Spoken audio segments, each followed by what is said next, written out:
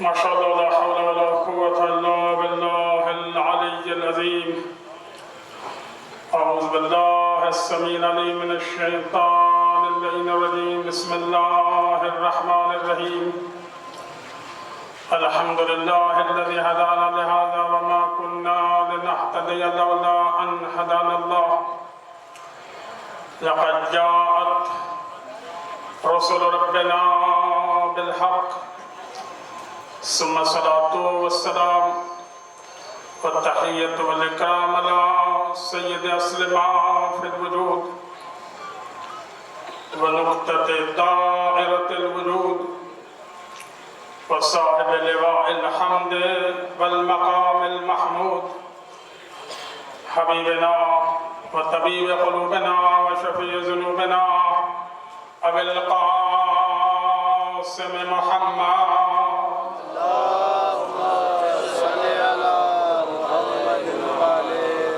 ثم الصلاة والسلام على آله الطيبين الطاهرين المعصومين المنتجبين المنتخبين. أما بعد، بسم الله الرحمن الرحيم. ومن آياته خلق السماوات والأرض واختلاف ألسنتكم وألوانكم إن في ذلك لآيات للعالمين. صلوات.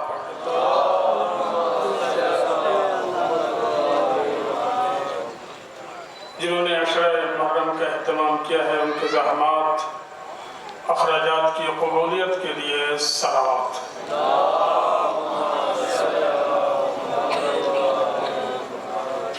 جو حاضرین یہاں پہ اس وقت موجود ہیں، ان کے نیک مقاصد کی برابری کے لیے صلوات.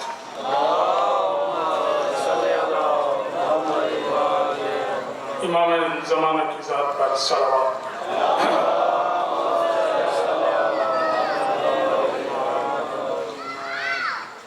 عزیزان محترم، پہلی مرتبہ آپ کے سامنے یہاں پہ مجھے شرف حاصل ہوا ہے. جیسا کہ آپ کو علم ہے کہ یہاں پہ میرے برادر بزرگوار علامہ ارشاد سروحانی صاحب نے تشریف لانا تھا. جیسا کہ اس کی وجہ بیان کی گئی ہے کہ ان کے بیٹے کی اوپن ہارٹ سرجری ہوئی اور ابھی تک وہ اسٹیبل ہو رہے ہیں. تو بہرحال مجھے حکم ملا تو میں اپنے لیے شرف سمجھتا ہوں کہ آپ کی خدمت میں حاضر ہوا ہوں. ایک مرتبہ مل کے صلوات پڑھیں.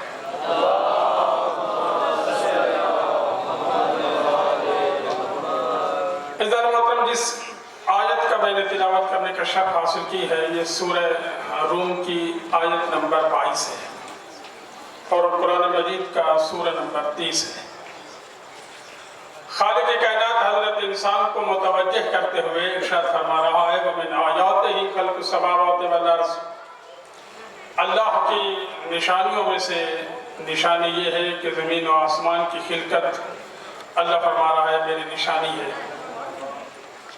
وَاخْتِلَافُ أَلْسِنَتِكُمْ، تمہاری زبانوں کا مختلف ہونا.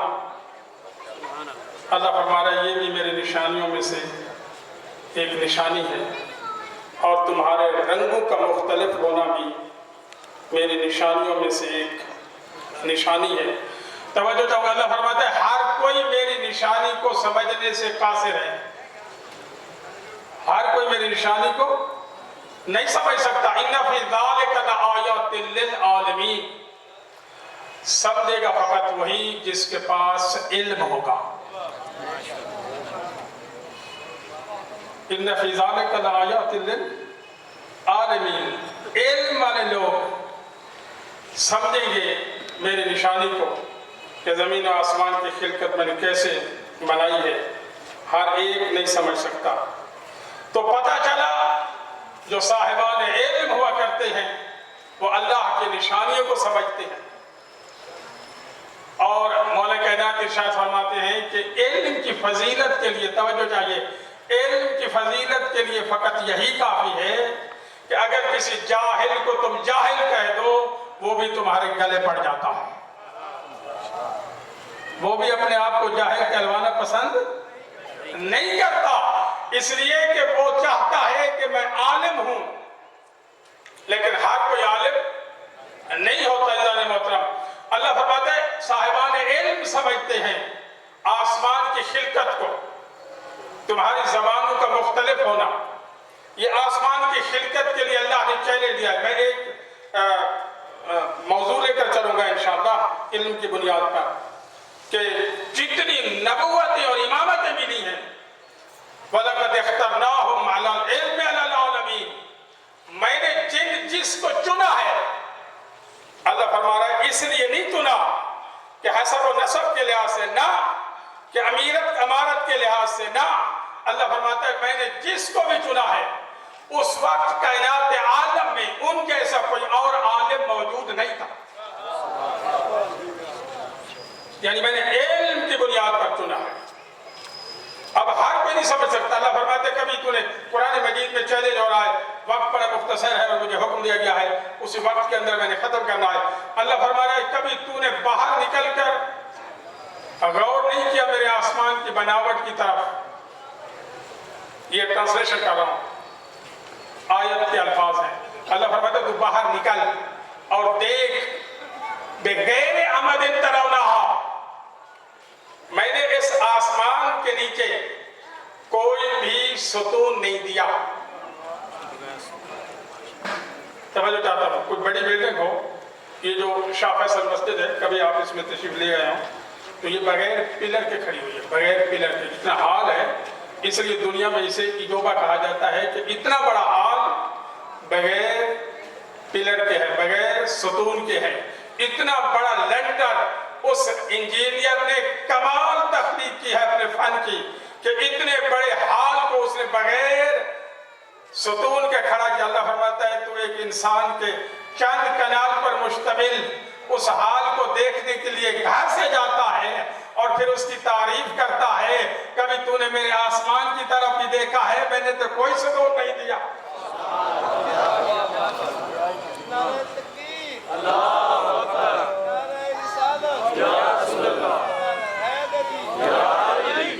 توجہ نہیں دینا محترم، اللہ فرماتے کبھی غور کیا ہے؟ اور پھر اللہ تو بار بار دیکھ، یہ لفظ ہے، تو بار بار دیکھ، تیری نگاہ تھک کر واپس آئے گی،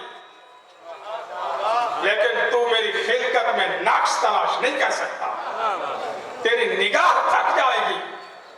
اور توجہ چاہتا ہوں، میں نے قرآن کا سہارا اس لیے لیا ہے۔ عزیزان محترم، میرا ایک آپ سے سوال ہے، میں کوشش کروں گا کہ وہ چیزیں دے کے جاؤں جس کے بارے میں پہلے آپ کو شاید علم نہ ہو، مجھے آپ کے علم کا اندازہ نہیں ہے، لیکن شاید میری کوشش یہ ہو کہ آپ جب کسی سے بات کریں، اب علم ترقی کرتا چلا جا رہا ہے، نیٹ پہ ایک دوسرے کے ساتھ کمپٹیشن چلتے ہیں، اور پھر جب سوال و جوابات ہوتے ہیں تو ہمارے پاس آتے ہیں، کہتے ہیں کہ یہ کیا مسئلہ ہے؟ بھائی اللہ فرما رہا ہے، دیکھو توجہ کریں، اس وقت اس جگہ کوئی شے ایسی نہیں ہے جو آسمان سے نازل ہوئی، کوئی بھی شے، حتیٰ کہ یہ علم بڑا مبارک ہے، بڑا پاکیزہ عظمت والا ہے، لیکن آسمان سے نہیں ہوتا۔ فرض کریں آپ کو شخص آپ کے پاس آ جائے، ہندو، یہودی، کافر، آپ سے مقابلہ شروع کریں، تو آپ اس کے چیلنج کے لیے کیا کریں گے؟ دلیل کیا لے گے؟ توجہ، اہل بیت کو تو مانتا نہیں ہے، ہمارے رسول کو تو مانتا نہیں ہے، تو آپ اس کو مسلمان کیسے کریں گے؟ سوال ہے نا۔ اہل بیت اس وقت سامنے نہیں، فرامین موجود ہے، رسول سامنے نہیں ہے، فرامین موجود ہے، تو وہ کہے گا میں مانتا نہیں ہوں، تم میرے سامنے فرامین پیش کر رہے ہو۔ توجہ ہے؟ تو آسمان سے جو شے نازل ہوئی ہے، معجزہ کائنات عالم میں سب سے بڑا معجزہ، حضرت موسیٰ کے عصا میں جو ہاتھ میں جو عصا تھا وہ اژدہا میں بدلتا تھا، وہ معجزہ، حضرت عیسیٰ مردوں کو زندہ کرتے تھے وہ معجزہ، حضرت ابراہیم کے صحف، سب سے جو بڑا معجزہ عطا کیا ہے وہ میرے نبی کو عطا کیا ہے۔ اللہ فرماتا ہے میں نے قرآن کو اگر پہاڑوں پہ نازل کرتا یہ برداشت نہیں کر سکتے تھے، پوری کائنات عالم میں دیکھا اللہ نے، اس قرآن مجید کو کہاں پہ نازل کروں؟ اللہ فرماتا ہے میرا حبیب میں نے آپ کے ہاتھوں پہ بھی نازل نہیں کیا، میں نے آپ کے دل پہ نازل کیا ہے، میں نے آپ کے دل، انسان کے اندر جو سب سے اعلیٰ ترین شے ہے وہ کیا ہے؟ دل ہے. اللہ فرماتا ہے میرا حبیب میں نے علی قلبک، میں نے تیرے دل پہ نازل کیا ہے، اس لیے کہ اتنی بابرکت چیز تھی، اور اس بابرکت چیز کے نازل ہونے کے لیے بابرکت جگہ چاہیے تھی. پوری کائنات عالم میں تیرے دل سے بڑھ کر کوئی بابرکت نہیں، اس پہ میں نے نازل کیا ہے. تو ہمارا یہی ہے، اسے چیلنج ہوگا.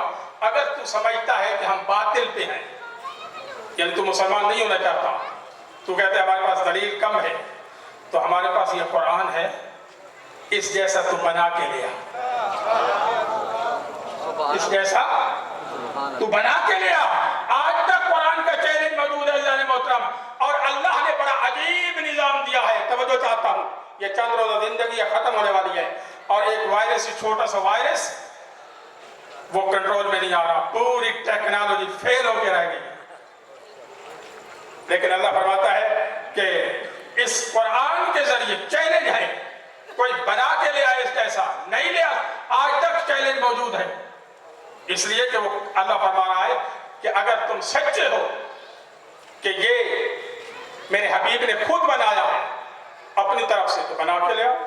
تو آج تک تا قیامت، اور اللہ نے، میں بات کر رہا تھا، اللہ نے بڑا عجیب نظام دیا ہے. ہر گھر کے اندر، توجہ چاہتا ہوں، ہر گھر کے اندر غریب سے غریب کیوں نہ ہو، اللہ نے قرآن مجید بھجوا دیا کہ کل کو کوئی یہ نہ کہے قیامت والے دن شاہ صاحب کہیں مولانا مہدی حسن آئے تھے یہ کہتے تھے، روحانی صاحب آئے تھے یہ کہتے تھے، فلاں یہ کہتے تھے. ہم کیا کرتے؟ اللہ سوال کرے گا تمہارے گھر کے اندر قرآن موجود تھا یا نہیں تھا؟ اور آپ کا جواب ہوگا تھا. تو اللہ فرماتا ہے میں نے قرآن کو بھیجا ہی اس لیے ہے، یہدی بہ کثیرا ویضل بہ کثیرا، جس کو چاہتا ہوں اس قرآن کے ذریعے ہدایت کرتا ہوں، جس کو چاہتا ہوں اگر کوئی گمراہ ہونا چاہے وہ بھی یہ تیار ہے، اگر اس کے نیت پہ منحصر ہے. اگر نیت اچھی ہے تو ہدایت پائے گا، اگر نیت بری ہے تو گمراہ ہو جائے گا. مل کے صلوات پڑھے بابا.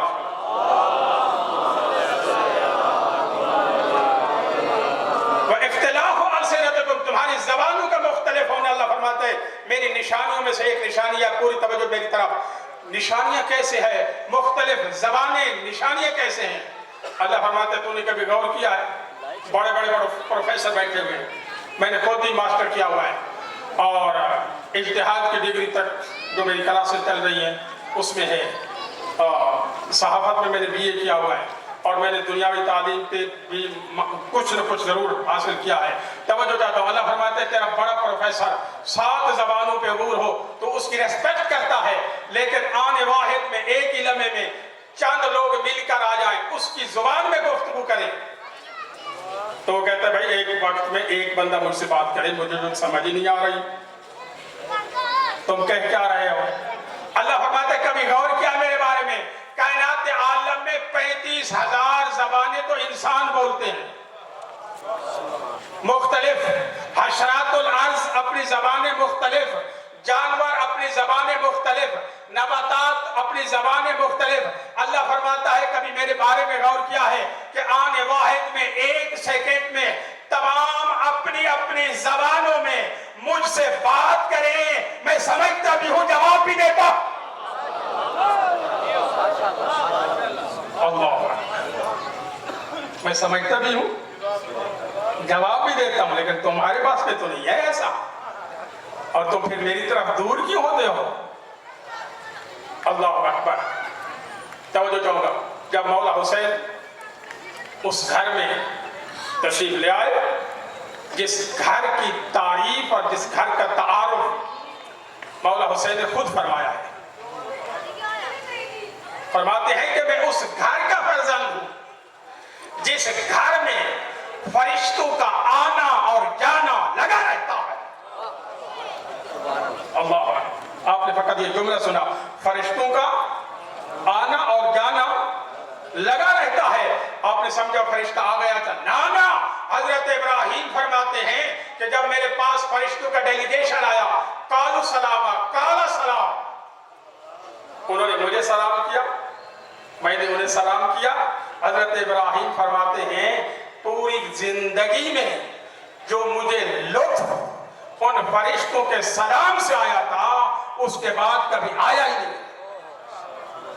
ये कोई आम मखलूक थोड़ी है। मौला फरमाते हैं मैं उस घर से ताल्लुक रखता हूं जिस घर से नबी बन के निकलते हैं, जिस घर से। और फिर मौला हुसैन जब इस दुनिया में तशरीफ ले आए तो फरिश्ते उतर रहे थे हजारों की तादाद में मुबारकबादी के लिए, मुबारकबाद देने।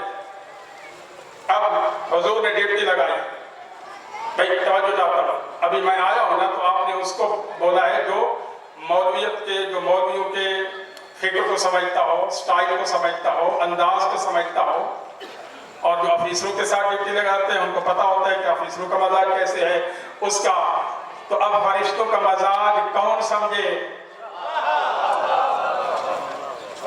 हुजूर फरमाते हैं या अली, आपसे ज्यादा फरिश्तों के मजाज को कौन समझता है?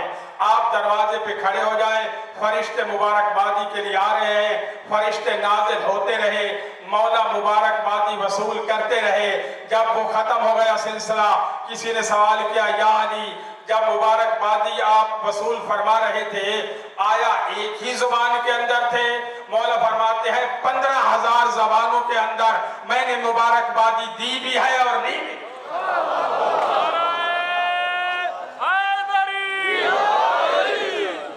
मैंने 15,000 जबानों के अंदर, अल्लाह अकबर। तवज्जो चाहता हूं, इल्म की बुनियाद पर अल्लाह चुनता है। अल्लाह फरमाता है इन्नी जाइलुन फिल अर्ज़ खलीफा, मैं जमीन में खलीफा बनाने वाला हूं। फरिश्तों ने फौरन एलिगेशन किया, एतराज कर दिया, क्यों बनाना चाहता है? अगर खलीफा बनाना है तो मुझे बना दो, हमें बना दो। अच्छा, एतराज क्या कर रहे हैं?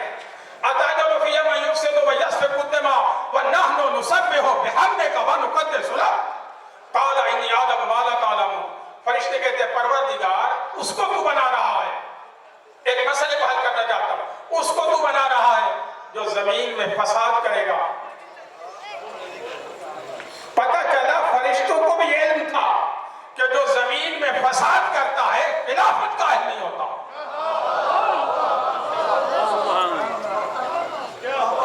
मैं युफ़सिदु, जो फसाद करेगा, व यस्फ़िकु दिमा, खून बहाएगा, व नहनु नुसब्बिहु बिहम्दिका व नुक़द्दिसु लक।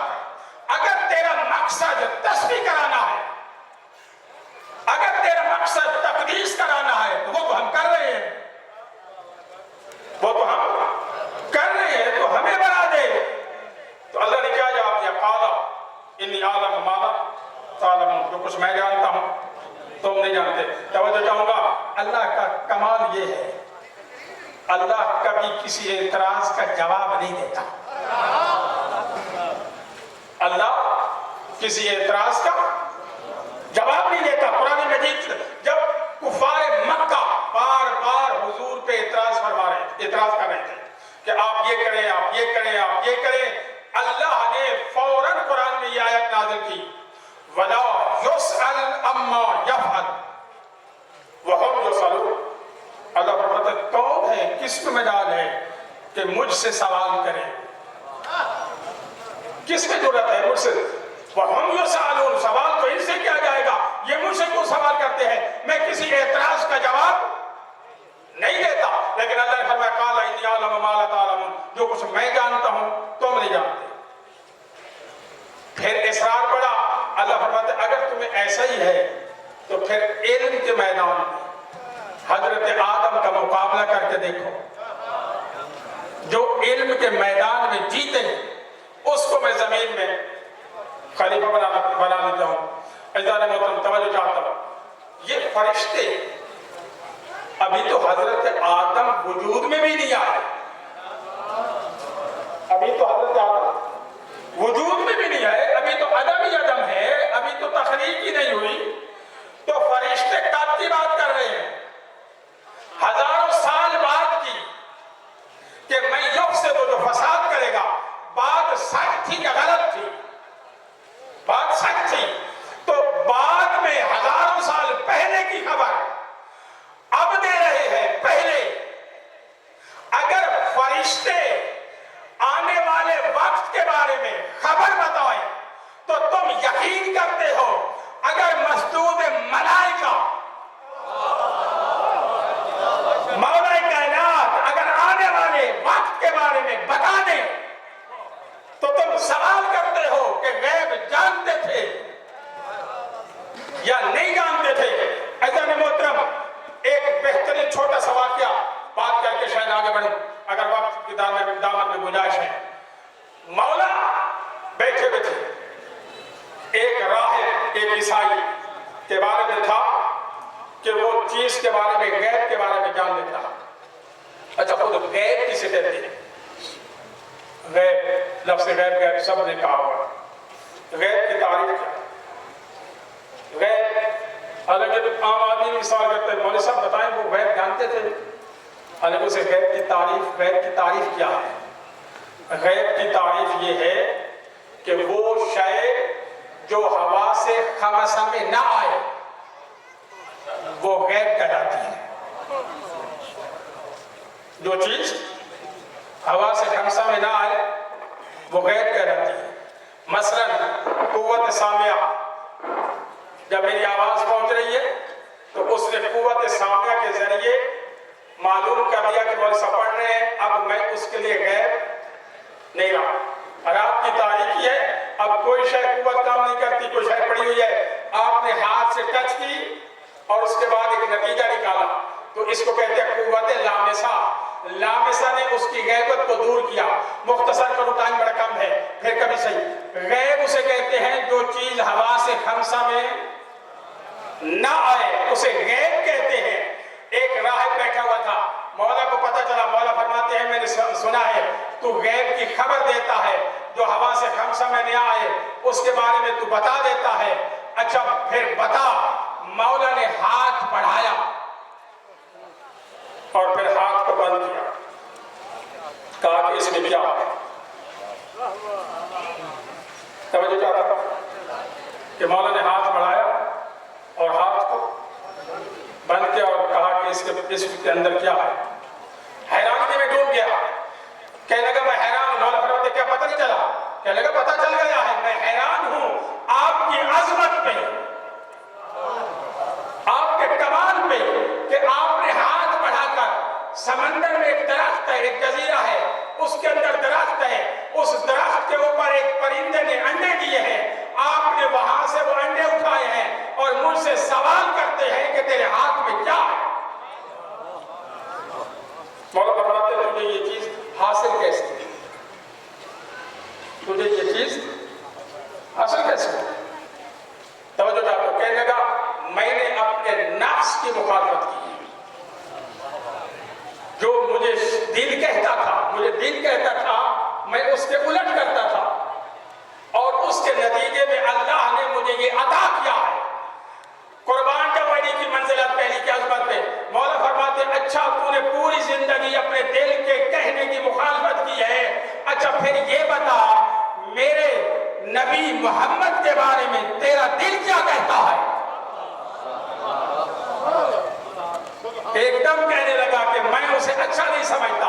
مولا فرماتا ہے یہاں پہ فارمولہ کہا گیا، تو اپنے دل کی مخالفت کرتا ہے، اب دل کہہ رہا ہے ٹھیک نہیں ہے تو مخالفت کر، فوراً قدموں پہ ہاتھ رکھ کے کہتا ہے اشہد ان محمد رسول اللہ، میں گواہی دیتا ہوں کہ محمد اللہ کے رسول ہے۔ مولا نے پھر ہاتھ بڑھایا، مولا فرماتے ہیں اب بتا، کہتا اب تو مجھے پتہ نہیں چلا، اب تو مجھے کچھ نہیں سمجھ آ رہا، پریشان ہو گیا۔ مولا فرماتے ہیں پریشان نہ ہو، پہلے جو تو کر رہا تھا اللہ تجھے دنیا میں عطا کر رہا تھا، اور آخرت میں تیرے لیے کچھ حصہ نہیں تھا، اب اللہ نے آخرت میں محفوظ رکھ لیا ہے، دنیا سے ہٹا دیا ہے۔ میرے کے صلوات پڑھنے کا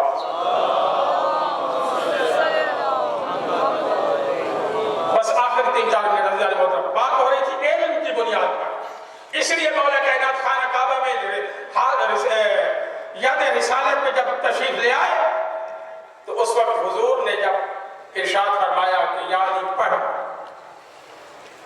ابھی 3 دن کے ہیں، 3 دن کے، پھر اس واقعے کے بارے میں جزیات میں جاؤں گا۔ یہ بھی عام آپ سرسری طور پر گزرتے ہیں، توجہ چاہتا ہوں، جب انسان سرسری طور پر گزرتا ہے قرآن میں یا واقعے میں، تو سرسری طور پر کوئی اتنا اثر نہیں ہوتا جب تک انسان کی توجہ اس طرف نہ ہو۔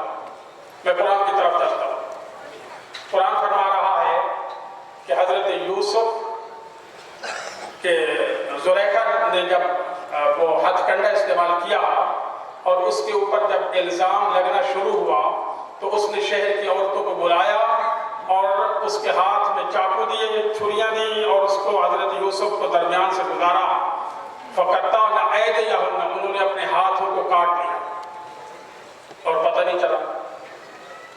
قُلْنَا حَاشَا لِلَّهِ هَٰذَا مَلَكٌ كَرِيمٌ، کہنے لگے حاشا للہ، یہ تو کوئی فرشتہ ہے، اور ہاتھوں سے خون بہتا جا رہا تھا۔ یہ قرآن فرما رہا ہے۔ میں کوشش کروں گا قرآن کی آیت پہ رہوں تاکہ اگر خدا نخواستہ کوئی جھٹلائے تو اس کو گرفت خود بخود اللہ کے ذمہ ہو۔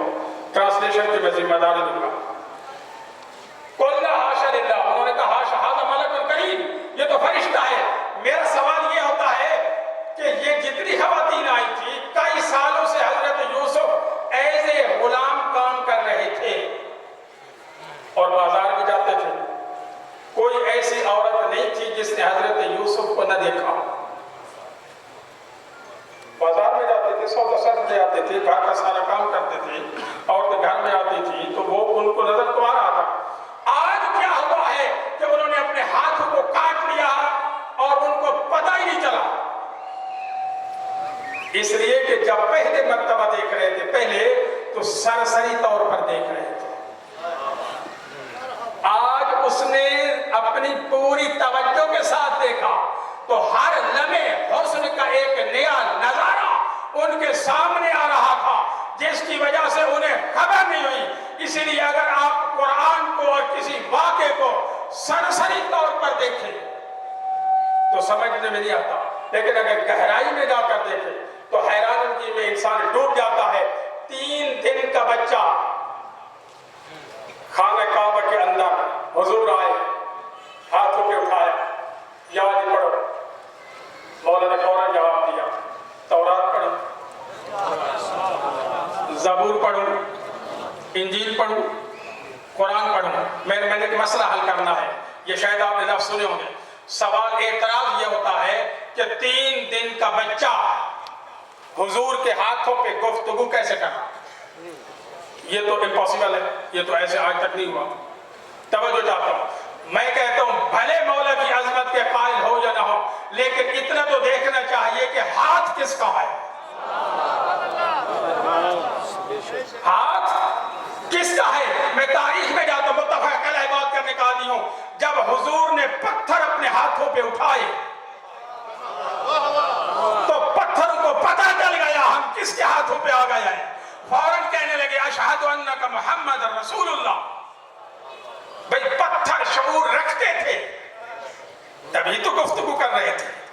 اللہ فرماتا ہے تو نے، آپ سب نے میرے نبی کی نبوت کی گواہی دی ہے، میں تجھے نیچے نہیں رہنے دوں گا، لوگوں کے ہاتھوں میں رکھوں گا۔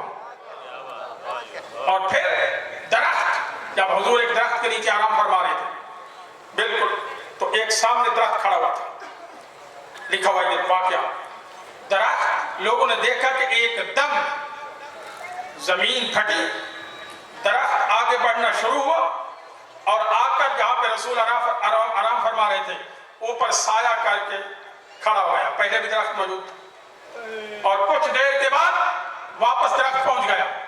سوال ہوا یا رسول اللہ ہم نے یہ منظر دیکھا ہے، رسول فرماتے ہیں جب میں اس درخت کے نیچے آرام فرما رہا تھا اس وقت اس درخت نے اللہ سے دعا کی ہے، پروردگار میرا دل چاہتا ہے کہ میں آپ کے نبی کی زیارت کروں، مجھے بھی موقع عطا کر۔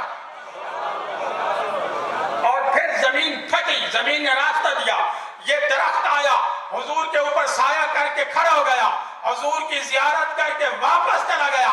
پتہ چلا جب نباتات حضور کے بارے میں شعور رکھتے ہیں، جب پتھر شعور رکھتے ہیں، تو پھر کیا وجہ ہے جو سلونی کا مالک ہے اگر ہاتھ پہ آ کر تورات پڑھنا شروع کر دے تو شک کیسا ہے؟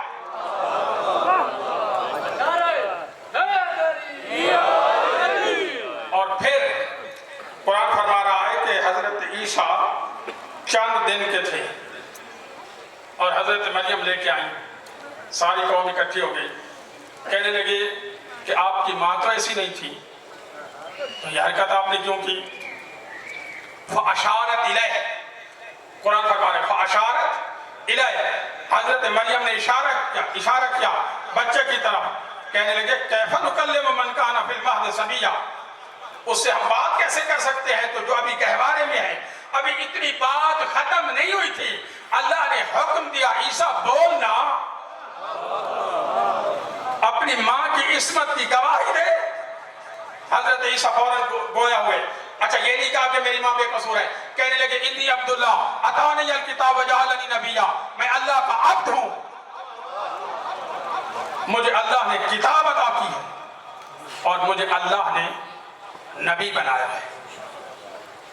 وجعلنی مبارک اینما کنت, اور جہاں پہ بھی میں ہوں اللہ نے مجھے بابرکت بنایا ہے. اچھا ہر شخص کسی جگہ پہ برکت والا ہوتا ہے. جیسے آپ بلاتے ہیں مولانا صاحب کو گھر میں دعا کریں ہمارے گھر میں برکت ہوگی. حضرت عیسیٰ کیا فرما رہے ہیں کہ میں جہاں پہ بھی جاؤں وجعلنی مبارکا, اور مجھے اللہ نے بابرکت بنایا جہاں پہ میں قدم رکھوں گا. وَأَوْصَانِي بِالصَّلَاةِ وَالزَّكَاةِ مَا دُمْتُ حَيًّا, حضرت عیسیٰ پورا نظام دے کے جا رہے ہیں. ابھی 3-4 دن کے ہیں, نظام دے رہے ہیں. حضرت عیسیٰ فرما رہے ہیں کہ اللہ نے مجھے وصیت کی ہے, مجھے نصیحت کی ہے. کس کی؟ نماز کی اور زکوٰۃ کی. ما دمت حیا, جب تک میں زندہ ہوں. وَبَرًّا بِوَالِدَتِي وَلَمْ يَجْعَلْنِي جَبَّارًا شَقِيًّا, حضرت عیسیٰ فرماتے ہیں کہ مجھے اللہ نے اپنی ماں کے ساتھ نیک سلوک کرنے کا حکم دیا ہے. وَلَمْ يَجْعَلْنِي جَبَّارًا شَقِيًّا, اور جب میں ماں کی خدمت کروں گا تو بھلا میں بدبخت کیسے ہو سکتا ہوں؟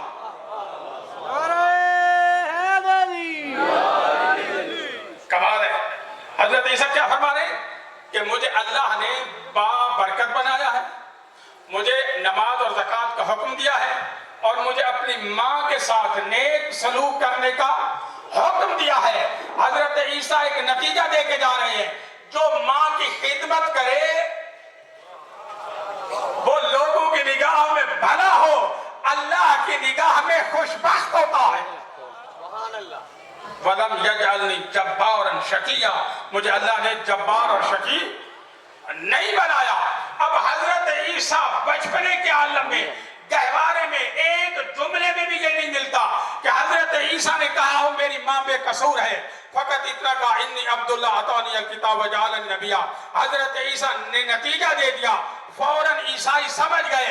حضرت عیسیٰ نے جب یہ بات کی کہ مجھے اللہ نے نبی بنایا ہے, عیسائیوں کو پتہ چل گیا جو نبی ہوتا ہے اس کا ماں باپ کبھی کافر نہیں ہوتا, اور اس کا ماں باپ کبھی خدا نخواستہ بد کردار نہیں ہوتا, پاکیزہ ہوتا ہے. بس یہی بات ہے جان محترم. اس سے میں آگے انشاءاللہ تعالیٰ کل اگر اللہ نے موقع دیا تو یہاں سے میں چلاؤں گا کہ حضرت عیسیٰ نے کیسے بات کی اور قرآن کس طرح ماں کی خدمت باپ کی خدمت کا حکم دیتا ہے. 6666 آیات پر مشتمل ہے یہ قرآن آئین کی صورت میں. فقط انسان یہ سمجھے کہ کس کس شرک کی میں خلاف ورزی تو نہیں کر رہا.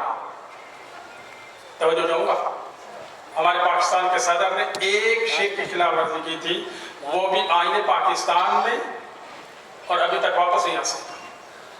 ایک انسان کا بنایا ہوا, توجہ ہے, ایک انسان کا بنایا ہوا, بھٹو نے بنایا تھا آئین پاکستان, اور ایک شرک کی خلاف ورزی ہو گئی. کہتے ہیں کہ غداری کا مقدمہ دائر کرو, پاکستان میں آ نہیں سکتا. کبھی غور کیا ہے اللہ نے 6666 آیات پر مشتمل آئین اسلام ہر گھر میں پہنچایا ہوا ہے. ہم کس کس شرک کی خلاف ورزی تو نہیں کر رہے. اللہ اگر خدا نہ خواستہ شرک کی خلاف ورزی کر رہے ہو تو سمجھنا چاہیے بس جانے محترم اس دین کے وارث نے, میں وراثت پہ بھی بات کروں گا, وراثت کی تعریف کیا ہوتی ہے, وراثت کس کو مل سکتی ہے, اس کے اندر ریلیشن شپ کیا ہونا چاہیے, شرائط کیا ہونا چاہیے. فقط اتنا کہنا چاہتا ہوں جس ہستی کے خاطر آج ہم اکٹھے ہوئے ہیں وہ تمام انبیاء کے وارث ہیں. مولا حسین तमाम आप पढ़ते रहिए, अस्सलामु अलैका या वारिस आदम सफ़तिल्लाह, अस्सलामु अलैका या वारिस नूह नबील्लाह, अस्सलामु अलैका या वारिस इब्राहीम खलीलुल्लाह, अस्सलामु अलैका या वारिस मूसा कलीमुल्लाह, अस्सलामु अलैका या वारिस मुहम्मद हबीबिल्लाह। तमाम नबियों की वरासत को अपने सामने रखा और उसके वारिस बने मौला हुसैन। अल्लाह। अच्छा, मौला हुसैन की अजमत के लिए फ़कत एक बात करता चलो, जिसमें अच्छा मौला हुसैन ने किसी एक फ़िरके की नुमाइंदगी नहीं की, ये भी मैं आपको बताऊँ। मौला हुसैन ने कुरान में भी जब खिताब किया है इंसानियत से खिताब किया है, और मौला ने भी जब खिताब किया है इंसानियत से खिताब किया है। इसलिए कहा जाता है इंसान को बेदार तो हो लेने दो, यानी इंसान को बेदार तो हो लेने दो, हर कौम पुकारेगी हमारे है हुसैन अजान मोहतरम।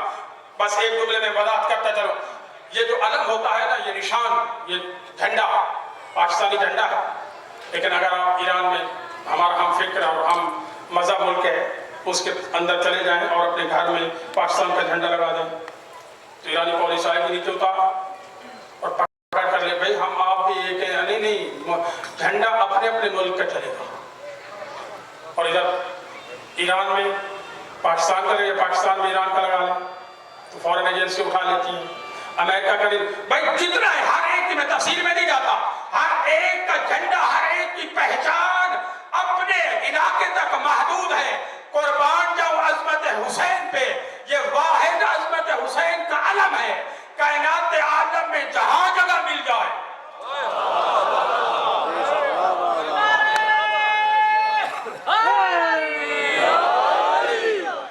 जहां जहां जगह मिल जाए। अमेरिका में भी आप अपने घर में अलम में अब्बास लगाएं। मैंने बात शर्त ये लगाई थी कि अगर उसमें इंसानियत है तो वो उतारते नहीं है, क्योंकि इंसानियत की नुमाइंदगी करके गए। हिंदुस्तान में चले जाएं, हिंदू कहते हैं कि हम हुसैन के मानने वाले हैं, यानी ये वाहिद हस्ती है ज़ालिम मोहतरम जिसने तमाम अंबिया की विरासत को संभाला और इस अंदाज में संभाला कि सैयद ज़ैनब कहती है कि जब एक मुसीबत के बाद दूसरी मुसीबत आती थी, हम पहली मुसीबत को भूल गए, हम पहली मुसीबत को भूल जाया करते थे। 28 रजब को मदीना छोड़ा, ये बहुत बड़ी मुसीबत थी, लेकिन जब मक्का में हज के इहराम खोले, उम्र में बदले, ये उससे बड़ी मुसीबत थी। हजरत हुर ने रास्ते में रोका, ये बड़ी मुसीबत थी। और जब करबला के मैदान में खेमे लगाए, ये उससे बड़ी मुसीबत थी। तारीख कहती है, कहता है कि हमने ऐसी बाहौसला, ऐसी हौसले की पहाड़ खातून कोई और नहीं देखी। मौला हुसैन हर मंजिल पे सैयदा ज़ैनब से मशवरा करती और अज़ादारा हुसैन पूरी जिंदगी में सैयदा ज़ैनब ने पुरसा अपने बच्चों का नहीं दिया। कभी किसी ने पूछा हो कि तेरे औल मोहम्मद ना, सैयदा ज़ैनब कहती है मुझे जब भी फुर्सत हो, फकत जब भी कोई पूछती तेरा कौन मारा गया, सैयदा ज़ैनब ने कभी ये नहीं कहा मेरा अकबर मारा गया, मेरे औल मोहम्मद मारे गए। जब भी किसी ने पूछा सैयदादी तेरा कौन मारा गया, सैयदा ज़ैनब जवाब देती लोगों मेरा हुसैन। उस वक्त बहन भाई को किसी ने पुरसा नहीं दिया। हम यहाँ पे जमा होने का मकसद हमारा फकत यही है, ऐ सैयदादी, ऐ आकाज़ादी, ऐ रसूलदादी, उस वक्त आपको किसी ने पुरसा नहीं दिया, हमारा पुरसा कबूल करो। हम औल मोहम्मद के पुरसे के लिए, अली अकबर के पुरसा के लिए आए। अज़ादारान हुसैन, जब मौला हुसैन, तारीख कहती है कि मौला हुसैन घर में वुज़ू फरमा रहे थे कि जब दरबार का कासिद पहुंचा, कहा कि आपको दरबार में बुलाया गया है। मौला हुसैन उठे, वहां पे पहुंचे जहां पे आकाज़ादी खड़ी हुई थी। सैयदा ज़ैनब पूछती हैं भैया हुसैन कहाँ का इरादा है? کہا دربار میں طلب کیا گیا ہے، دربار کا نام آنا تھا۔ سیدہ زینب کہتے ہیں بھیا حسین دربار سے مجھے خوف آتا ہے، آپ دربار نہ جائیں۔ بس اتنی دیر میں اماں فضہ وہاں پہ پہنچی جہاں پہ عباس موجود تھے۔ عباس وہاں پہ قیامت کا منظر ہے، سیدزادی روک رہی ہے، سیدہ زینب روک رہی ہے، حسین رک نہیں ہے۔ عباس جلدی سے پہنچے، جب قریب آئے نا سیدہ زینب نے ایک مرتبہ عباس کی طرف دیکھا، حسین کے عبا کے دامن کو چھوڑا، کہا اب عباس جانے حسین تو جان۔ عزاداران حسین جب عباس نے پوچھا مولا کیا مسئلہ ہے، دربار میں طلب کیا گیا ہے، بس یہ بتانا تھا کہ ایک عباس نے ایک مرتبہ تکبیر بلند کی، 18 بنو ہاشم کے نوجوان تلوار نیام سے نکالتے ہوئے مولا کو حصار میں لیا، دربار کی طرف پہنچے، دروازے پہ روکا عباس کو روکا، کہا کہ عباس یہاں پہ رک جا، اندر آپ نے نہیں آنا، میں نے جنگ نہیں کرنی، لیکن ایک جملہ رونے کے لیے کافی ہے۔ مولا فرماتے ہیں عباس اگر میری آواز بلند ہو جائے، اگر میری آواز بلند ہو جائے تو پھر آنے میں دیر نہیں کرنی۔ حسین اندر پہنچے، جا کر سلام کیا، جواب ملا، بیٹھے، کہا کہ امیر شام کا انتقال ہو گیا ہے، انا للہ و انا الیہ راجعون پڑھا مولا نے۔ مولا فرماتے ہیں کیا مسئلہ ہے، بیعت کا مطالبہ ہے۔